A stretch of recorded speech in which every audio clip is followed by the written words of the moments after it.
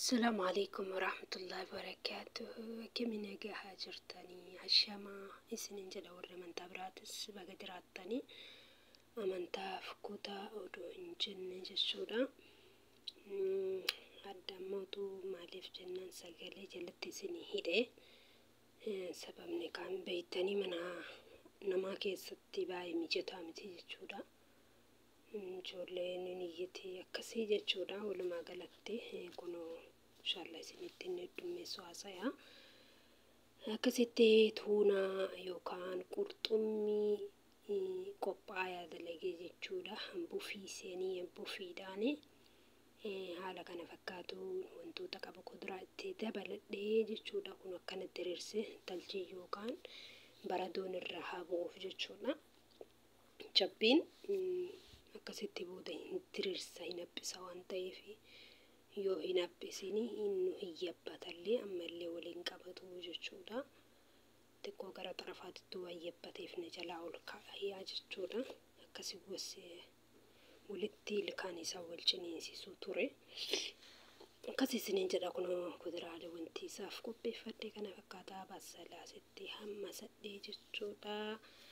Akkasa nyaata baay'ee bareedaadha jechuudha. Akkuma haala tustee itti dalagannuutti dalagamaa jechuudha. Kunis kana fakkaata kaa obboleeyyan koo kunneen dura yoo hammasamee isiin ammoo waan bilchaattu taatee fi xiqquma isii ibiddoonni taatee jechuudha. Qimaamootaan olaa seentuuf malee isiin ammootu qophooftuudha jechuudha.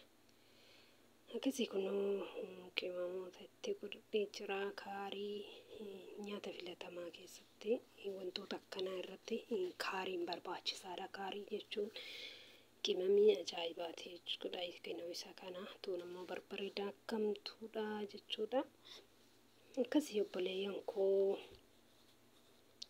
silaa odoo nama mijatee yeroo liivii seenan fa'a dalaganii jechuudha. Garuu alhamdulillah ala kulli haal lakkannaa buutitti hargufe salphamannaa buutee jedhee akkas godhe jechuudha. Yeroo sanii booda ammoo giddittuu dhaabe jechuudha. Kana akkasii isiniin jedha wallaahi baay'ee namatti tola.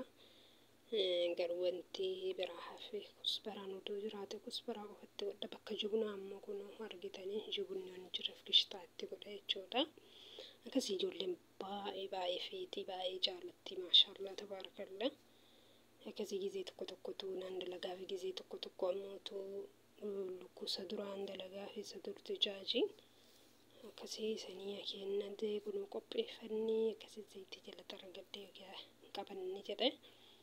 Booda ammoo isaa san akkasii haphisee jala galchee baada jala galchee ammoo baallee galchaa jechuudha. Akkasii kama baytanii waan isin hin bayne miti.